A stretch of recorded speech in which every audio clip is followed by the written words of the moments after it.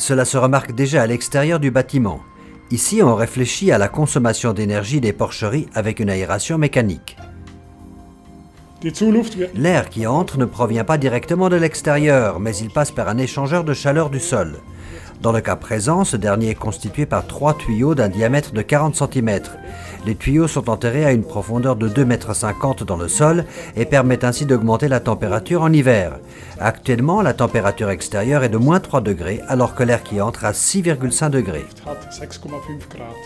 Mais cela n'est qu'un élément parmi toute une série de sujets de recherche dans cette porcherie de Miesbach à la station de recherche d'Agroscope Recklinghausen. Sur le principe, on étudie la question de la réduction des coûts énergétiques dans les locaux climatisés. Nous essayons de déterminer quel est le potentiel d'économie d'énergie. Pour ce faire, nous avons maintenant en place un essai qui se déroule dans 2 pièces. L'accent est toutefois mis sur le chauffage du nid à porcelet, la technologie de ventilation et la régulation du taux d'aération. En d'autres termes, sur les échanges d'air. Nous voyons ici la pièce du nord qui comprend 8 boxes de Miesbach. Elle montre la technologie de chauffage et de climatisation dans une porcherie conventionnelle. Le taux d'aération est géré en fonction de la température de la porcherie. Les nids à porcelet sont chauffés en permanence au moyen de lampes infrarouges classiques et sont ouverts sur 2 côtés alors que le ventilateur est équipé d'une gestion par phase. La pièce du sud, qui est vide au moment de notre visite car les porcelets viennent d'être sevrés, est optimisée d'un point de vue énergétique. On peut remarquer que les nids à porcelet sont isolés sur tous les côtés et que le sol est muni d'un matelas en caoutchouc. Le chauffage électrique incorporé dans le plafond est régulé par une unité de mesure située dans la zone chauffée du nid.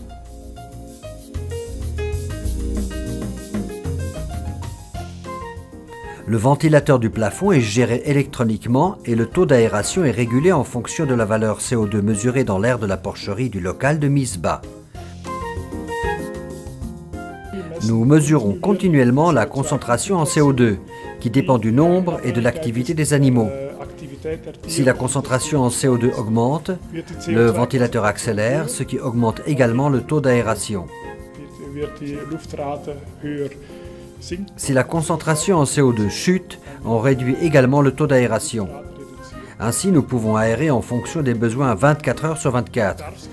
Nous évitons toute suraération, surtout pendant la nuit, et le but est d'économiser un maximum d'énergie. Les travaux de recherche ont débuté il y a 3 mois. Pour l'instant, il n'y a pas encore de résultats détaillés disponibles, mais on peut quand même déjà en tirer quelques conclusions. Pour la pièce du sud, optimisée du point de vue énergétique, nous pouvons déjà clairement constater que les besoins en énergie pour chauffer les nids à porcelet ne représentent qu'un tiers de ceux de la pièce nord avec un chauffage classique. Et qu'en est-il des échangeurs de chaleur du sol ?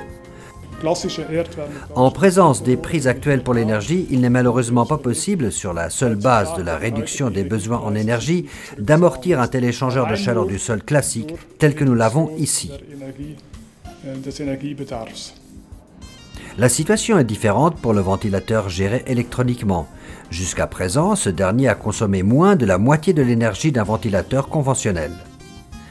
Il faudra donc attendre la mise en valeur des premiers résultats pour voir s'il est possible de réduire de moitié les coûts énergétiques dans une porcherie de Miesbach climatisée en gérant convenablement le climat des tables et sans procéder à d'énormes investissements. Les mesures de l'aération gérées en fonction des CO2 fourniront certainement des résultats clés. Mais il apparaît déjà clairement à l'heure actuelle qu'il existe un grand potentiel d'économie avec une régulation du taux d'aération en fonction des besoins et un contrôle de la température des nids à porcelet. Au niveau des nids à porcelet, le potentiel d'économie est énorme et peut atteindre 900 kWh par année. Si on le multiplie par 15 centimes, cela représente 135 francs. Si l'on investit 500 francs supplémentaires pour le nid à porcelet, on diminue les coûts énergétiques après 4 ans déjà.